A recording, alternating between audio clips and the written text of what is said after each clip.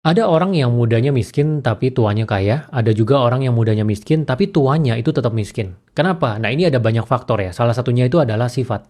Nah, di sini saya akan ngomongin sifat-sifat apa aja yang bisa kita buang jauh-jauh dan kita koreksi supaya kita meningkatkan kemungkinan kita menjadi kaya di dalam hidup. Ya, karena menurut saya sifat ini punya implikasi yang paling penting. Kenapa? Karena jangka panjang. Dari muda kalau kita sudah benar sifatnya, sampai dengan tua kita akan bertumbuh dengan sifat itu. Sifat itu akan semakin kuat. Jadi kalau bisa dikoreksinya dari muda. Yang pertama itu adalah otak batu. Jadi orang-orang yang ujungnya miskin itu adalah orang-orang yang kepalanya kepala batu. Kenapa? Dia nggak mau mendengarkan opini dari orang lain. Dia nggak mau berubah. Dia menjalankan apapun dengan caranya dia dan dia bersikeras bahwa dia yang paling pintar. Dia yang paling benar. Contohnya apa? Misalnya pebisnis. Kita tahu bahwa ITC dulu itu ramai sekali ya. Orang-orang datang ke ITC sama seperti Tanah Abang untuk beli baju. Perputarannya per hari bisa miliaran rupiah. Tapi sekarang orang belanjanya udah online. Udah lewat live. Ada pedagang-pedagang di ITC itu yang dia sudah buka tokonya online dan dia live. Tapi ada yang enggak. Ada yang sampai sekarang dia masih di sana. Dia masih nggak online dan dia nggak live sama sekali. Dan dia merasa dia benar. Cuman memang rezekinya belum ada aja. Ada loh orang seperti itu. Dan dia kalau ditanya itu kadang ada yang jawabannya sampai, oh ini kayaknya memang rezekinya belum ada aja, kita tunggu aja nih. Kita coba banyakin sedekah, berbuat baik. Supaya nanti rezekinya ngalir, orang datang untuk beli. Padahal kan nggak seperti itu. Orang memang udah kebiasaannya belinya dari online, belinya dari live. Jangan dikait-kaitkan dengan sedekah. Yang harus dirubah adalah ya cara jalanin bisnisnya. Nah, orang-orang yang otaknya keras seperti ini, seperti batu, ini susah untuk jadi kaya dalam hidup. Ya, ini berlaku di semuanya ya, di karir ataupun bisnis.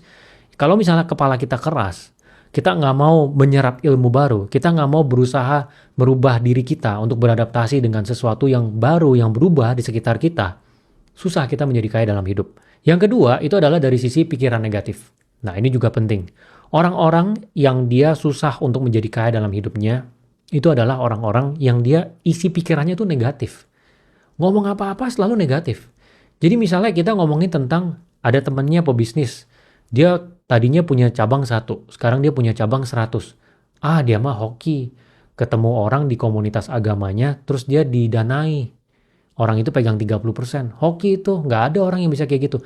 Carinya tuh yang negatifnya dulu. Misalnya ada temennya, mulai bisnis dan mulai profit. Alah, itu mah hoki, dia ngikutin bisnis yang lain tuh. Dia amati cara jalaninnya, dia tiru terus dia modifikasi dikit-dikit. Carinya yang jelek gitu, padahal itu kan sesuatu yang positif. Oh, ternyata bisa ya. Kita mengamati, kita tiru, kita modifikasi. Oh, cara jalaninnya gitu ya. Oh, ternyata kalau mau ekspansi kita bisa pakai investor ya. Padahal kita bisa melihat sisi positifnya. Nah, kalau kita ingin meningkatkan kemungkinan kita untuk jadi kaya dalam hidup, kita harus memaksa mata kita, itu matanya mata positif. Ini ibaratnya sama seperti lebah dan lalat ya. Lebah kalau kita taruh di sekumpulan sampah, dia akan berusaha untuk mencari madu. Tapi kalau lalat, dia akan berusaha untuk mencari tai. Di dalam ruangan yang bersih pun dia akan berusaha untuk mencari tai. Kenapa? Karena memang seperti itu. Kacamatanya memang seperti itu. Makanya kita harus rubah kacamatanya kita. Lihatnya positif. Apapun itu, lihat positifnya dulu. Pasti ada sisi positif yang bisa kita lihat, yang kita bisa jadikan sesuatu yang bisa berguna untuk diri kita. Kayak tadi misalnya, oh dia niru bisnis lain. Oh ternyata niru bisa ya dimodifikasi. Berarti gue kalau mau mulai gue juga bisa nih. Lihatnya sisi positifnya, terus direfleksi ke diri sendiri gimana kita juga bisa maju dari hal yang kita lihat ini. Terus sifat yang ketiga itu adalah dari sisi mau kelihatan kaya. Ya orang-orang yang dia susah untuk menjadi kaya, itu salah satu faktornya adalah karena dia mau kelihatan kaya. Saya bukannya bilang beli barang mewah itu salah. Beli barang mewah boleh, tapi bukan dengan seluruh harta kita. Karena kekayaan itu adalah yang kita tidak lihat. Jadi kalau misalnya ada dua orang ini punya duit 50 miliar. Yang satu beli mobil 49 miliar. Yang satu nggak beli mobil, naik motor. Seakan-akan yang lebih kaya yang beli mobil ini. Padahal kekayaannya sama. Bahkan yang ini mobilnya mungkin terdepresiasi dari tahun ke tahun. Yang satunya lebih kaya. Yang satunya bisa investasiin duitnya. Kalau tarik 10 tahun mungkin ini uang 50 miliar jadi 300 miliar mungkin. Jadi jangan buru-buru mau kelihatan kaya. Banyak orang yang dia miskin seumur hidupnya karena dia buru-buru mau kelihatan kaya. Punya uang berapa, 90% dipakai untuk beli barang supaya dia kelihatan kaya dibanding teman-temannya. Mau beli barang mewah boleh, tapi sebagian kecil dari porto. Uang kamu 10M, kamu pakai 1 miliar buat beli barang mewah, boleh.